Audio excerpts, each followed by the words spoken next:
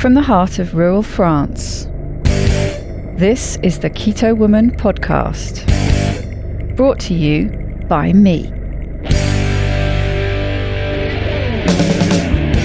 Hello Keto lovelies, I'm Daisy Brackenhall, and I've spent most of my life struggling with my weight and confidence, and have always had a difficult relationship with food. Even when I finally got to my target weight, after weight loss surgery and eating low carb, I couldn't maintain it and I was miserable. I've been keto now for over 2 years, and it has given me the freedom to fall in love with food again, without the constant gain, loss, guilt, virtue cycle of before. Health and happiness is where it's at now, running on fat. Welcome to the Keto Woman podcast. Each week I'll be chatting to inspirational women, maybe even the odd man, to discover the secrets to their success so that I can share them with you. So what is keto? Keto is a way of eating that enables you to switch your body's main fuel source from sugar to fat. Who doesn't want to be a fat burner, right? But how do we achieve this? A great place to start is by keeping carbs under 20 grams a day. So things like leafy greens and above ground vegetables, plus some nuts and seeds and the incidental carbs you find in things like full fat dairy. Choose delicious fatty proteins and be free and easy with oily dressings on salad and butter on your veggies. Once you're in the swing of things, you can tweak it to suit you. Make your own personalized keto. You'll hear all sorts of ways to keto from my guests. There is no one way to do keto, no one size fits all. I hope to show you just how flexible and fabulous this way of eating can be. I'm not a doctor, and most of my guests won't be either, so we really can't give you medical advice. It's always best to consult your own doctor when making big changes to your diet and lifestyle, because they know you and your medical history, and so have access to the bigger picture.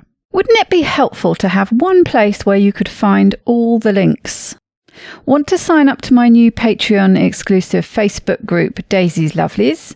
No problem. How about subscribing to my YouTube channel? Please help me notch up my first 1,000 subscribers by going to links.ketowomanpodcast.com and following the YouTube link. Not following me on Instagram yet? Hit the Instagram button. You get the idea. All the buttons, all the links you need are at links.ketowomanpodcast.com. Welcome to episode number 139, where I'm joined by extraordinary woman Catherine Sayo. If you have lipedema, you will most likely know her name already because of the fantastic work she has done raising awareness of the disease. Catherine Sayo, PhD, is founder and director of Lipedema Simplified and executive director of the Lipedema Project, course director for the masterclass Beyond Lipedema, and a professor of psychology. She produced and directed the documentary The Disease They Call Fat, and was one of the co-authors of the book Lipedema, The Disease They Call Fat, an overview for clinicians.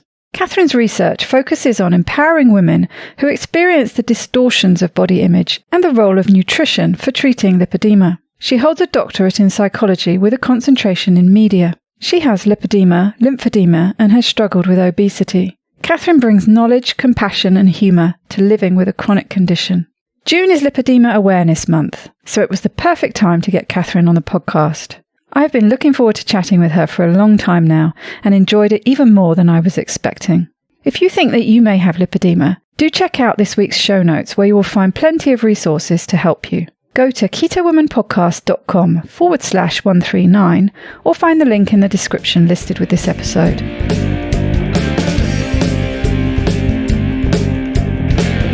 Welcome, Catherine, to the Keto Woman podcast. What a pleasure it is to see you today. How are you doing? I'm so well. Thank you, Daisy. I really appreciate the invitation. I'm so glad to be here. Listeners will have heard mention of you previously with Mendy and Rayanne's episodes, and so I'm really excited to be talking to you today. Perhaps you could just start off by telling the listeners about you. Well, I think the thing that I always say that's most pertinent is that I have lipedema, I have lymphedema, and I've dealt with weight issues and obesity for many, many, many years. I think the simple version is that I had maintained a really comfortable weight after having lost over 100 pounds for over 25 years. And then when I entered perimenopause, all bets were off. It was beyond unpleasant. I began to experience all kinds of symptoms. The doctor, who is a wonderful, wonderful primary care, he couldn't figure out what was going on. Yada, yada, yada, a lot of complications. It turned out in retrospect at perimenopause is one of the hormonal disturbances that can initiate or exacerbate lipedema. And so it was during that period that I began to experience unexplained weight gain, pain, swelling, uncontrollable swelling. You know, they set me for CAT scans and MRIs and all kinds of different tests. And so I ended up having a surgical intervention because I had, as I said, more complications, which resulted in surgically induced lymphedema. Wow. So then I was dealing with undiagnosed lymphedema, and other complications. And so what ended up happening is, I don't know, I kept trying to get help. I went to doctors, the surgeon. My surgeon wasn't very kind or nice. He was very defensive. My primary care was, the primary care from heaven. He was kind and gentle. And the bottom line got to be that neither one of them could help me. And even though there was a sincere attempt from my primary care, they didn't know what was going on. And they couldn't say, I don't know what was going on. My primary care did, but the surgeon wouldn't. I think it's important to understand that post-surgery, I was in excruciating pain. I was losing my mobility. At that point in time, there was a very strong possibility I was going to lose the use of both my arms and both my legs. Wow. And it just was not an acceptable solution for me. That was it. It's like, this is not going to happen. There was this one moment where I realized that it's not that they wouldn't help me, it's that they couldn't, and that they didn't have the answer. And then I thought to myself, well, if this is a problem, then there's an answer, because the universe is so impeccable. There's got to be an answer. So I dedicated myself to finding the answer. And I have a background I'm a professor, so I have background in research, and I started to research. And when I say, I mean, literally 24/7, I just was relentless trying to find everything I could about it. It took me about not quite a year. And there was this moment when it just clicked in. My therapist gave me Professor Foldy's book on the lymphatic system. And having a background in research, and as a professor, you don't read a textbook, but I went through the textbook, and all of a sudden it was as if I just zeroed in on the chapter on lipedema. And I went to see my therapist, and I said, Melissa, this is it. This is what I have. Nobody could diagnose it. And as soon as that happened, it was as if the pathway started to open up. As soon as I had the answer. At the time, I thought, well, there's got to be a solution. And so I came to Europe. I was in Germany and the UK and all throughout the Netherlands, wherever anybody knew anything about the lymphatic system. And so first I started with all the papers, the journal articles. Then I contacted the surgeons and doctors and different folks that had done research, and just went and started to interview everybody and gathered the information. Because we're here to talk about keto, I think that was such an incredible shift, because what was so is that lipedema is resistant to diet and exercise. It's the type of fat that you just can't move. There are pathophysiological reasons for that, the metabolic issues, connective tissue. I mean, it goes on and on and on. But the issue is that just calorie restriction, this kind of diet, that kind of diet, nothing was working. And then I was at a conference. I was at the first symposium for the lymphatic disorders at the NIH, which is the National Institutes of Health, which in the U.S. is the major organization that does medical research and medical funding. And I was at that symposium with I actually partnered with a surgeon here in New York, and together we were developing outreach. And so we had developed the Lipedema project together. So we were at that symposium, and I met a woman, Leslyn Keith. She's an occupational therapist. She has her doctorate in occupational therapy, and she was presenting her research. And her research was on a ketogenic intervention for lymphedema and obesity. At the time, it was just, when you look at life, there are these happenstance moments. Yeah. And meeting Leslyn was one of those happenstance moments, because when I saw her research, I had an immediate gut response to it. I knew that there was something very important. I myself, the way that I had lost over 100 pounds was with a low carbohydrate food plan. The thing about it is what I now realize is, well, I realized it when I started to work with Leslyn, is that it wasn't low carbohydrate. It was filled with plant-based. It was plant-based, like 80% plant-based. So it was pretty high in carbs now that I look at it.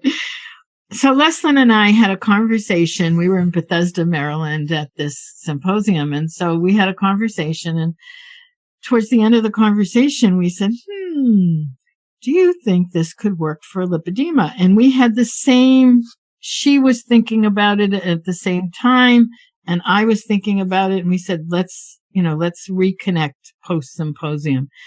I was on my way to Europe, and she was finishing her research. So that was in September of 2015. And it wasn't until the late spring and early summer of 2016 that we actually reconnected. And we said, well, let's see. So we did a webinar on keto for lipedema. It was more of a academic exploration than it was what we now do. And what ended up happening is several women just thought, wow, this is interesting. And one of the women specifically went on the keto plan, and she wrote us a few month or two, could not have been that long, because I think, as I recall, the webinar was in like midsummer. So I think it was June or July. And we heard from her by August, and she had dropped 25 pounds on keto. And we're like, really? Now this is really interesting. So Leslyn and I said, well, let's see what we can find out. So we set up a couple of classes, and we started to teach the lipedema community about keto. What ended up happening is the reports that came in were astounding. Like we did not know what to expect. Mendy, who you mentioned, is one of the women who came in very early on. We started a group. We did a number of classes. We had a feasibility study so we could track it. Mendy was, she was one of the lipedema ladies that was most significant in terms of her results and her love of keto. So she was going to go away with her husband for their anniversary, and she wanted to lose some weight to feel better because she had a lot of pain from the lipedema. So anyway, she got involved, and she's lost over 100 pounds. She's down to a size 6, which is not always common for those of us with lipedema. Yeah. As it's evolved, we keep learning. Let me say that, because I feel like, what we're hoping next is to do some actual clinical trials, which we haven't gotten to yet. Pretty much all of our data is anecdotal. The thing about anecdotal data is when you have thousands of cases, you begin to say, oh, okay, we're beginning to see a pattern here. Yeah, something very real is going on here. Yeah, something very significant is happening. So we have a group that is really active with close to 10,000 women. A few things about lipedema. It affects women predominantly because it's a hormonal disturbance, and men with hormonal disturbances can get it. It's very rare. So 99.999%, it's all women who have it. So our population that we work with are women. The fat distribution is imbalanced. So the upper body will be a normal size for the most part, not always, because obesity tends to be a comorbidity to lipedema, but the hips and the butt and the thighs and the legs and sometimes the arms become very, the distribution is very off. So there's quite a bit of volume and it grows. It gets worse over time. Doing something doesn't stop it. It just continues to progress. So when we started to get reports from women that the pain was eliminated, that the swelling had gone down, that the bruising, one of the symptoms is bruising, like you might bump into something that for anyone else, it's like this light bump. For someone with lipedema, it's not. Why is that? Because of capillary fragility. Right. The capillaries are very fragile. And so what ends up happening is you end up with black and blues. Mm-hmm. And that's one of the symptoms that you can tell. So we're getting all these reports and it's amazing. Now, let me say, I need to say this up front. It doesn't work perfectly for everyone. Mm-hmm. And I am one of those that it hasn't worked the way I want it to, which in some ways, there's always, everything has a good side and a not so good side. And the not so good side is that I've really, really had to struggle. And the good side is in my struggle, I've learned a lot. Yeah. And that's what we share often with everyone. I lived over 30 years really on a low carbohydrate plant-based diet. And so for me, sitting down to a salad is something that I, in my deepest psyche, think is a very good thing. And it wasn't. And it was like I had become, or was, who knows, I probably was all along, so carbohydrate sensitive that even the smallest amounts of carbohydrates would keep me either at the same weight or gaining weight. It's like I can remember struggling with this years ago as I was going through this period in perimenopause where, I was eating like so well, like what we would consider really good. I was eating lots of salads and vegetables and good proteins like lean chicken, fish. I remember a period where I was eating a lot of kale and Swiss chard and, all the good greens, and I was gaining weight. And I didn't believe it. I kept thinking, well, am I getting up in the middle of the night? But I can't because there's nothing in the house that I could eat. So it would just be this whole thing. But what I found for myself, that the combination of intermittent fasting and extended fasting and carnivore is what would work the best for me. So I did that and I was able to drop enough weight. Through all of this, osteoarthritis is one of the comorbidities to lipedema often. And I think part of it is because many of us also have weight issues and have obesity as well as lipedema and lymphedema. And so I needed a hip replacement and I had to lose weight because I gained weight through this whole lipedema discovery process. And as I was trying to lose the weight, I worked very, very hard at it, and eventually came up with some answers. And that's some of what we share with our ladies. I just as well interviewed one of our ladies who came in, and she had been over 10 years struggling. She's a stage 4, which is the most advanced.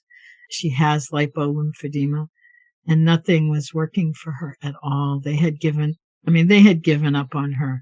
She had very advanced lipolymphedema. She was over 300 pounds. She had worked with a nutritionist at her hospital and had been getting treatments.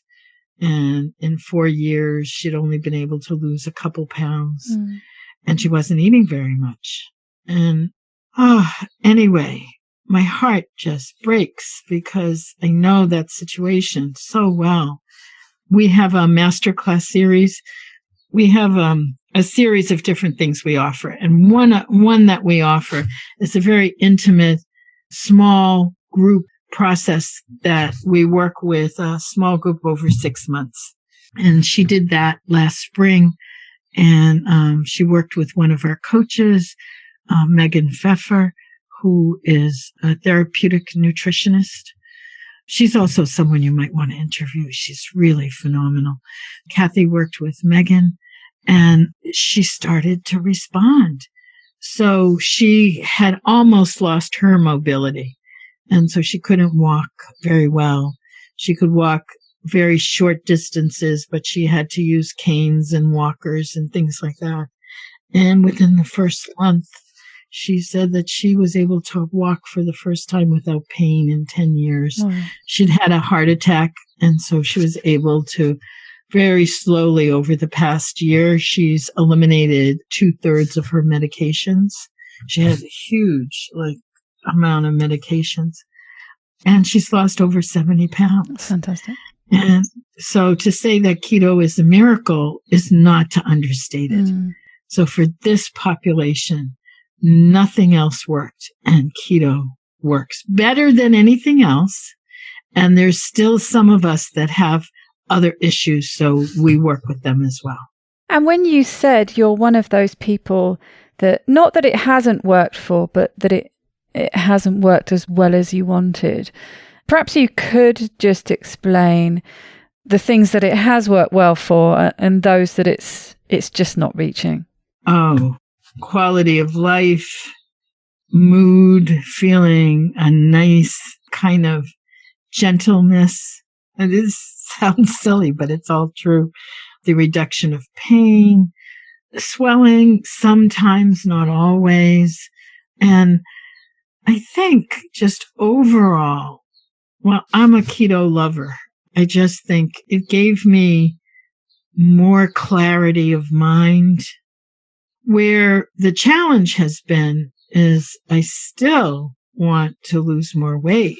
So through the whole thing, I had, numbers matter. I had lost over 140 pounds. I had started myself at over 300 pounds, all the time thinking, it was my fault, that it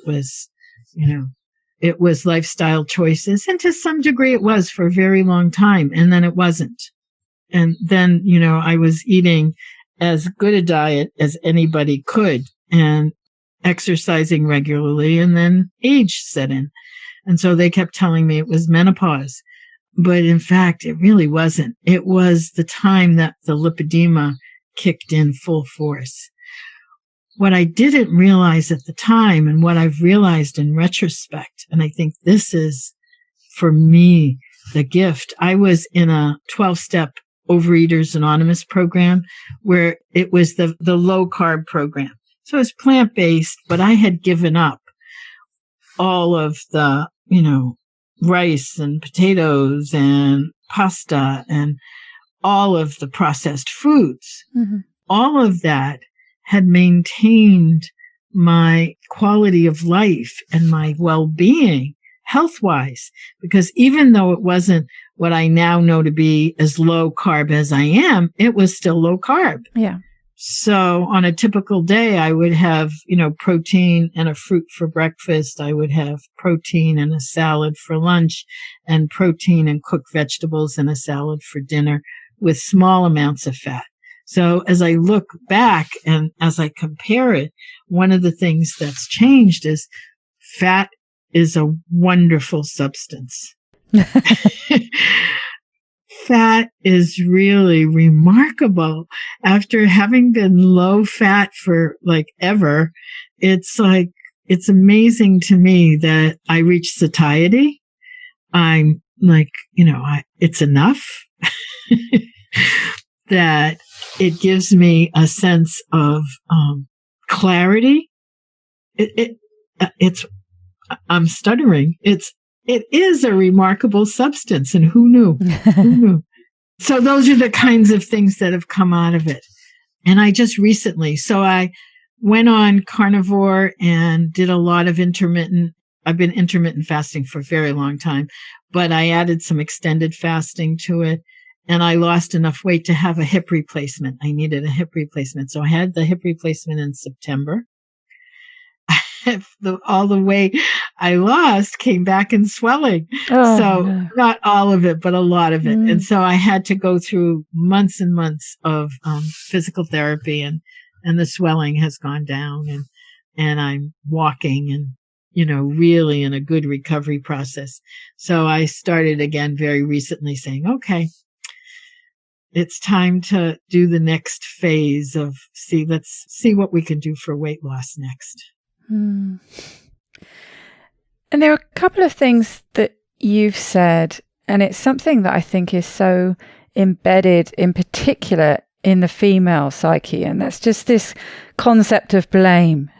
Not only do we blame ourselves, probably because it's been an external blame that we've internalized, but that people, and I heard this particularly with Rayanne's story, I think it was, where, and you mentioned that as well, there's that element of the medical establishment just not believing you. So you know in your heart that you're not eating the way they think that you're eating, and yet they just assume that they're right and that you're making it up. And that's really difficult to deal with and very frustrating. And it, as you said, lipedema is pretty well exclusively female. So I think it's very important. The fact that it's a female condition seems to really be important in all the emotional stuff that goes with this. And I was reading in your bio about you being a media psychologist. So I know this is something that's dear to your heart as well. I wonder if you could just expand on that a bit, because it seems to be a pretty key component with lipedema. Thanks for the question, Daisy. It's right at the core and the heart of the work that I've done. So my research has been around body dissatisfaction for women and what happens and how that happens, and especially how the media contributes to that. And the media is a reflection of our culture. Yeah, sure. What's so interesting is it's not just here in the States or in Europe, but it's global. It's like every culture, pretty much. Even some of the Polynesian and tribal cultures that would revere large-bodied women, that's changed because of the cultural shift. Oh, interesting. The whole thing is fascinating. We have awareness of fat at the earliest of ages. There was a study done where children 5 and 6 and 7 years old were given drawings, and throughout the entire study, they found that the children, they were asked, well, who do you want to be friends with? And they would consistently push away any pictures of anyone overweight. And so it's so deeply embedded in our culture. And so what that leads to is self-denigration, self-blame, and it gets carried through all of our healthcare interactions, because most physicians, it's not even that they mean to, but there is an implicit bias.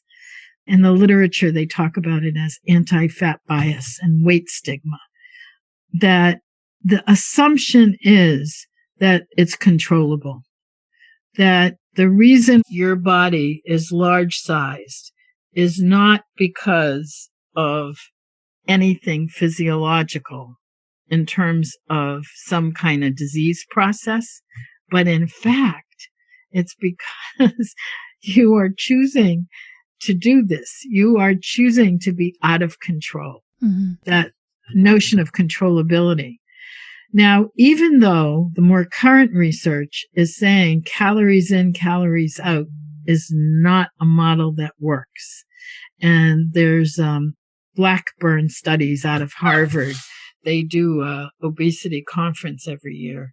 And they are now saying that there are 36 different variations of obesity. Obesity isn't just one disorder. Interesting. It has many, many permutations. The primary care physician who walked me through this, he and I have been collaborating along with Leslin, and we've done a webinar series together, and we're going to be doing some more work together. We actually are just finishing writing an article for publication. So if you're looking at that, you're looking at a very complex disorder. You're looking at a cultural norm that colludes to say fat is bad. And if you are fat, then you are, and you can fill in the blanks because some of the words is you're lazy, you're stupid, you're out of control. And in the literature, there's quite a few other juicy terms. And so that gets internalized. And what happens is that we believe that it's true. And then when I say we, I include myself in this because I've been through much of this in my own life. Those of us either tend to isolate or, as you say, there's a very significant emotional component to it. So it's a pretty complex territory. And that's the work that we do, that we've chosen to do, is to really, and it came out of the need. It's like, as I put the puzzle pieces, I ended up at this point where I had all these puzzle pieces. Like I was this huge, massive jigsaw puzzle. And there was something that was running through the whole thing. And yet it took a village. So there's a team of 7 of us. We've been working together, and each one comes with a different perspective and a different expertise, if you will. And as we've put these puzzle pieces together, we've come up with this whole intervention that's based as a holistic integration process. That includes physical, mental and psychological, emotional, spiritual, and social, and all 5 dimensions. 4 of those dimensions are Erik Erikson talks about as a psychosocial model of healing, and we add in the physical because the physical component is at the core in some ways of where the problems are. But interestingly enough, community is the core of where the solutions are. Can believe that. Yeah. And it's been amazing to watch this all evolve. And it's been an evolutionary process. And, God bless all the Lipedema ladies who've been part of the, building of something that we can now offer and replicate. And of course, it's Lipedema Awareness Month.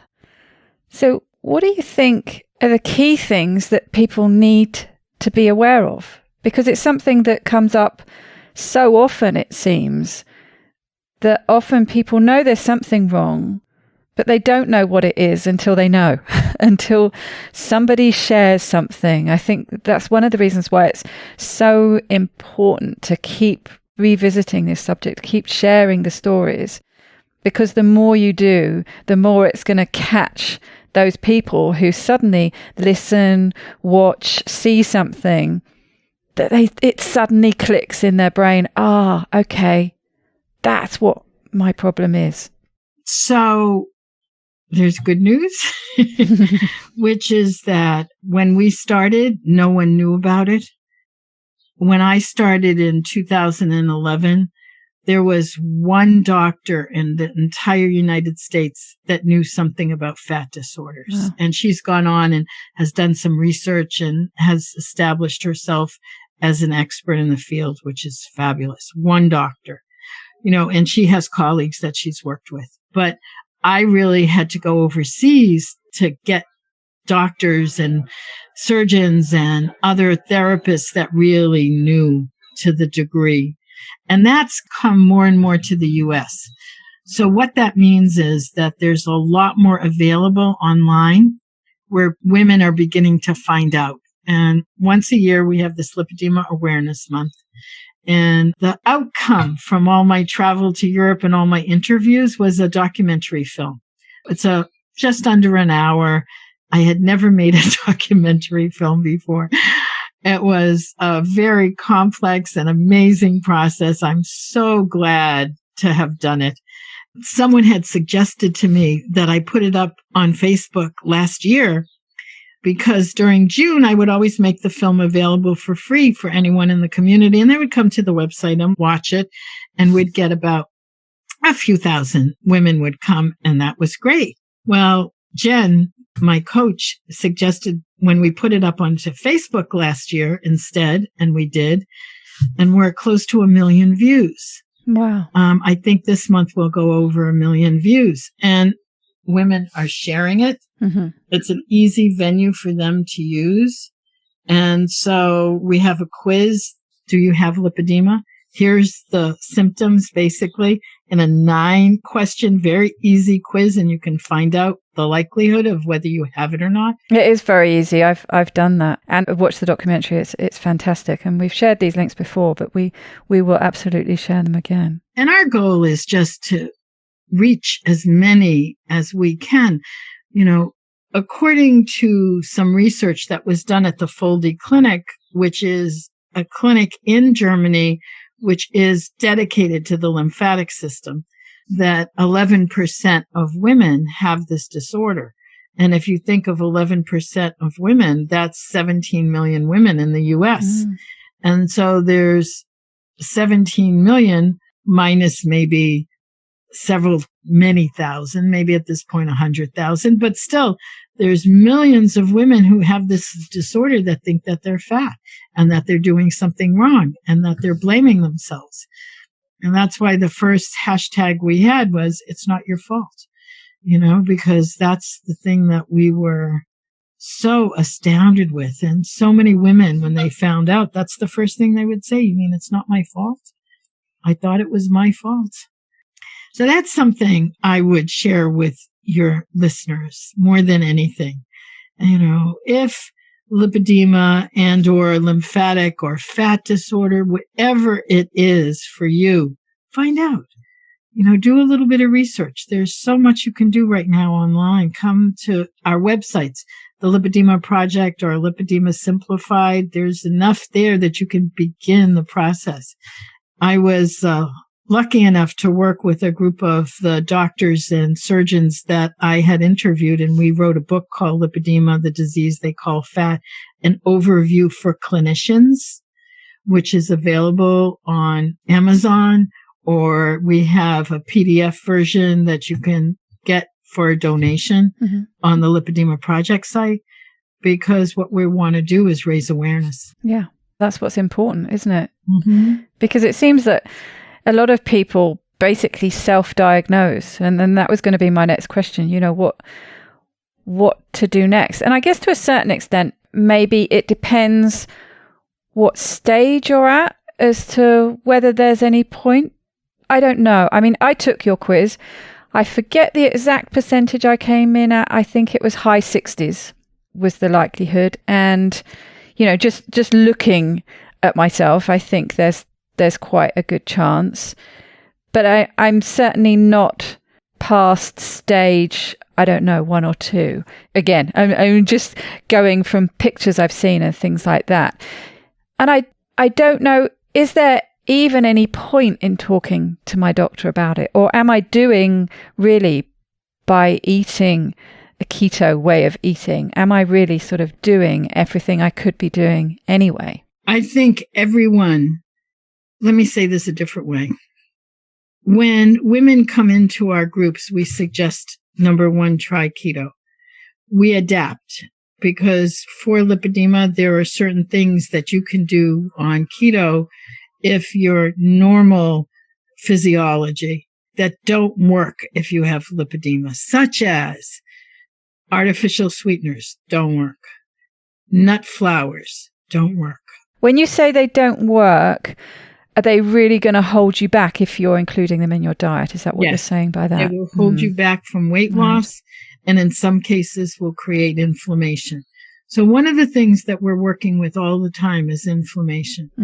And the pain itself that women with lipedema have is a result, as best as we can tell, from the inflammatory process. Obesity, one of the cornerstones of obesity or excessive adiposity, is inflammation. And so what you end up with, and inflammation by its very nature, is swelling. And the internal swelling presses against all the other. You're pressing against the vascular system, you're pressing against the capillaries, and it progresses.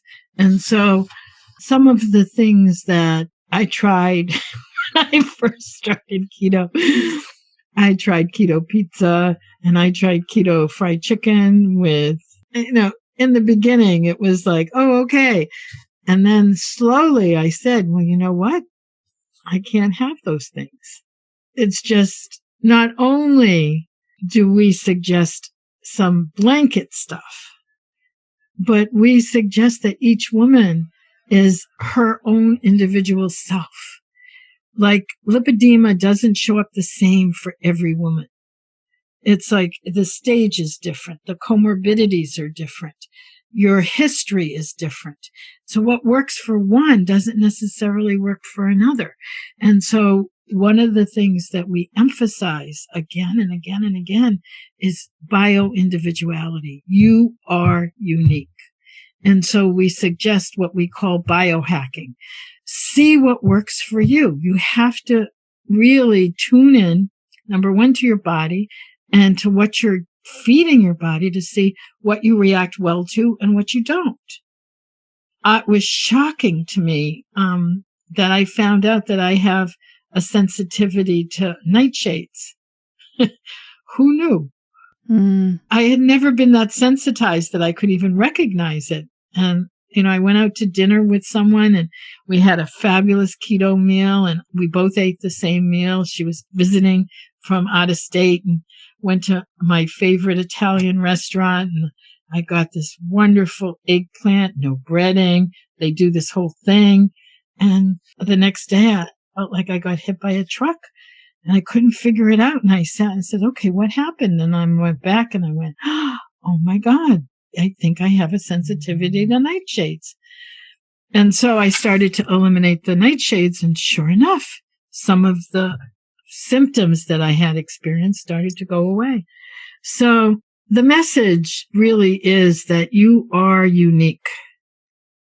And, while we can give you a direction and very solid core 20 grams or below of carbohydrates, start there. And then you see. And we have some women who are on 0 carbs or 5 grams of carbs, and so you need to see what works. Yeah, I think that's a natural fit with keto. Not everyone, obviously, but a lot of the people that I've come across in the keto community just for the first time feel this sense of empowerment when it comes to what they're eating, something that they've struggled with for so long and felt, a lack of control or whatever it is. And they suddenly start gaining confidence and really want to dig into, well, why is this working? You know, it's not just enough to accept, well, this diet plan I've been given, it seems to be working. That's great. That's not enough. They want to dig into why it's working. And in doing that, they really get a good understanding of how their body works. And this just builds and builds and builds. And I think a lot of people naturally fall into that self-experimentation and keep taking it a stage further and further and further. So it just seems such a perfect fit with the lipedema awareness and a lot of that having to come from self-diagnosis and self-experimentation. It seems like a perfect marriage. Yeah, it is. Dave Feldman, who is fabulous, he does a lot of the work on cholesterol. Yeah, we love Dave. Yeah, isn't he wonderful? He talks about N=1. Yeah. That really each of us are our own experiment. And we have the laboratory with us 24/7, every day, every moment of our entire lives. What a great experiment we can do. And ultimately, that's the experiment worth investing in yourself and your health and your well-being and your ability to have the kind of clarity and quality of life that you deserve. Yes, and he encourages people to be citizen scientists, doesn't he? But also, I think one of the things that he highlights, which of course is what you've done, is to then share your results, is to join communities. And by doing that, you help other people, and you help other people stumble across the solutions, and start helping themselves. Yeah, absolutely. That's the single most important thing that I've discovered, that it is in community that we learn, that we evolve, that we come up with answers. And it's so fascinating to watch that when women come in, we do have a community. We have a membership community. I'll give you the link. It's open till the end of June, and then it closes, and then it will reopen again in a few months.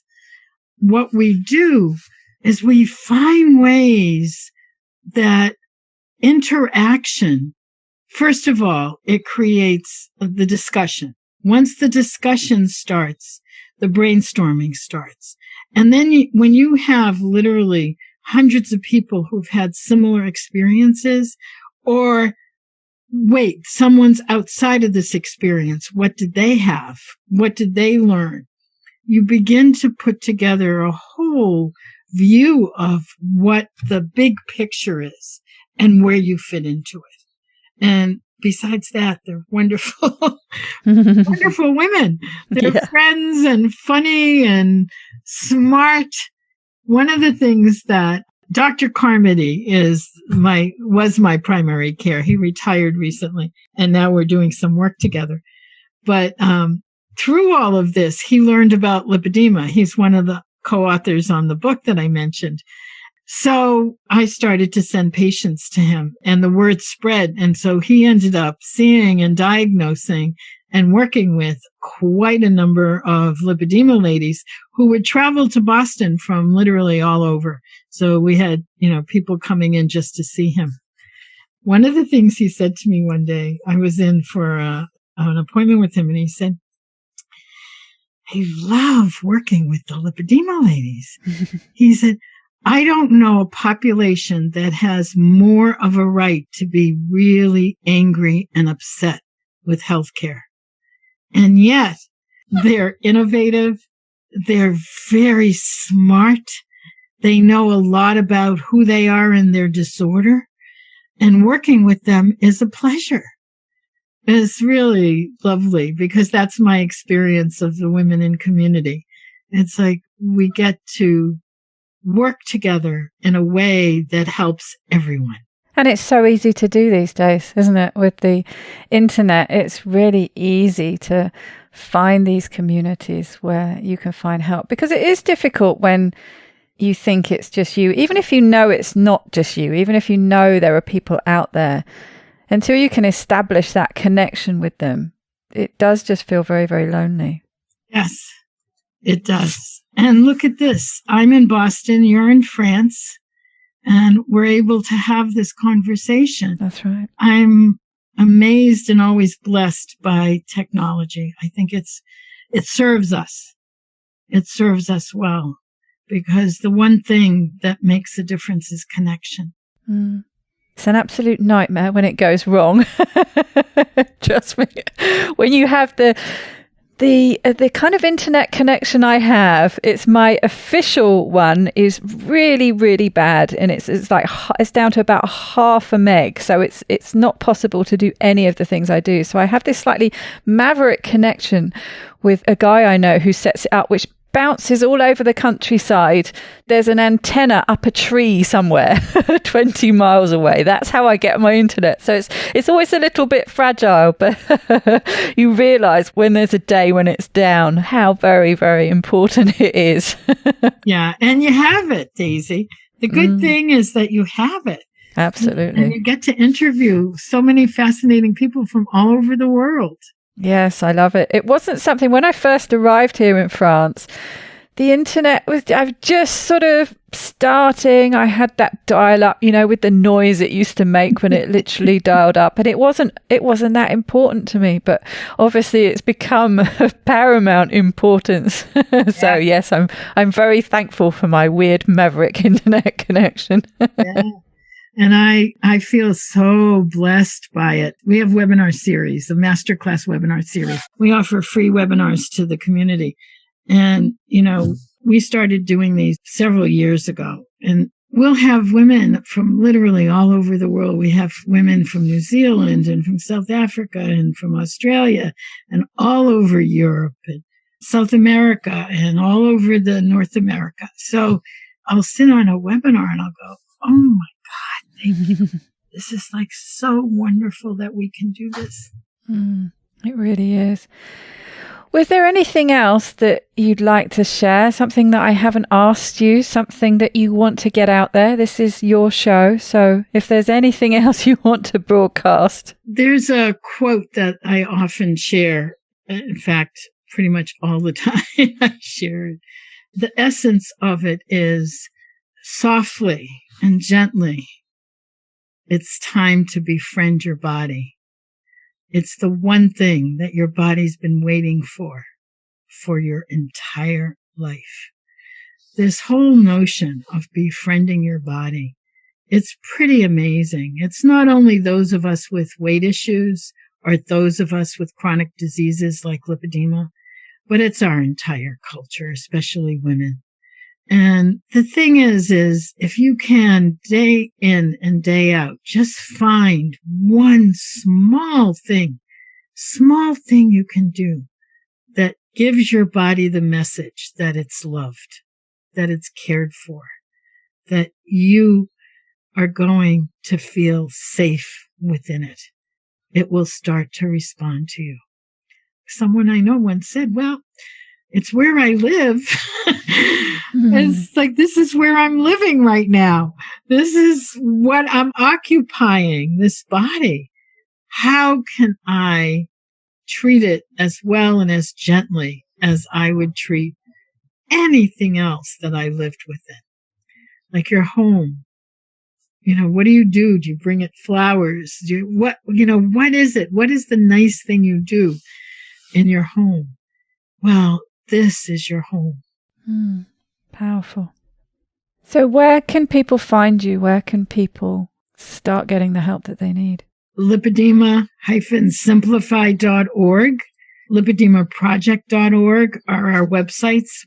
We offer quite a number of webinars, online courses, support groups, a membership group. We just launched a membership group because women were asking us for a very long time for something that could help, that was very low cost, that was ongoing. So we created a membership group because, 10,000 women, it's great. They get lots of information, and there's, not everyone is on that group all the time, but it's pretty large. So it's a more manageable size, and it is a community. So the community group is wonderful, and you can find information on that on either one of the websites. And you can email me, Catherine@lipedema-simplify.org. And I'm happy. I respond to tons of email. It must be tons and tons. It must take up an awful lot of time. Yeah. Well, in the beginning, I have to say one last thing is that this is not what I expected to be doing with my life. When it started, they say the thing that has brought you the most pain in your life can be a doorway from a spiritual perspective, that it can be a doorway into something. And that's what lipedema has been for me. I needed answers. I knew that being immobile was not something that I could do. I just couldn't have done it. I would have checked out because that's just not who I am or what I could do. So I knew I needed to find answers. But when I started to find answers, the only thing to do was to share it with whoever wanted to listen. And when I started to hear stories, it just became so evident that there was a need that needed to be filled. And so I feel like that there's been support and guidance and every single step of the way. When it felt like I was at a dead end, something new would emerge. And one of the things that, and I think the most significant emergence, was the forming of a team. There's a group of us that work together. There's 7 of us. And actually, I think that's about to change to be 8 because someone else, I think Dr. Carmody, is going to be involved a little more. And those women, we've worked together. Most of us have lipedema and lymphedema. And 2 are professionals, Leslie Keith and Rosie Rousmith, who is a obesity medicine nurse practitioner who has a specialty in thyroid disorders. And Brenda Gold, who was one of our graduates from the master classes, and she does work around well-being and emotional coaching. And Rayanne, who you've talked to, and Mendy, who you've talked to, who are both keto coaches. And they did their training with Professor Noakes in South Africa, his nutrition network. Megan Pfeffer, I mentioned her as well. She's a therapeutic nutritionist and coach and consultant. So she's done incredible miracles with people. And I think that's Brenda and, let me make sure I got everyone. Rosie and Mindy, Megan, yeah, and Rayanne and Leslyn. And Leslyn, she doesn't do one-on-one coaching, but she is amazing at understanding the lymphatic system.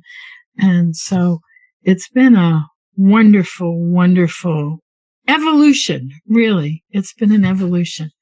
While I wouldn't choose to have lipedema, I wouldn't change it at this stage of the game. Well, thank you for everything you do.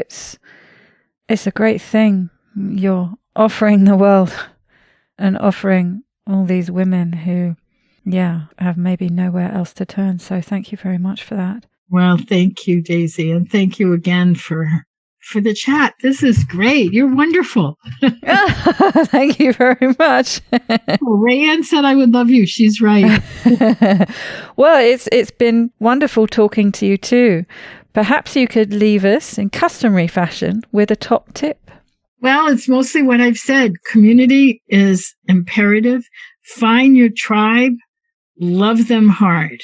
Mm-hmm. Give as much as you can. But the other side is receive as much and more from your community, because that's the place we have the hardest time, is receiving. So. Yes, that's very true. So, yes, that's an interesting twist that people often don't think about, that side of it, and reluctant to actually accept that help. I know it's something I struggle with. Yes. So thank you. It's been a great pleasure. Thank you so much, Catherine. Oh, and the pleasure is really mine as well. So thank you, Daisy.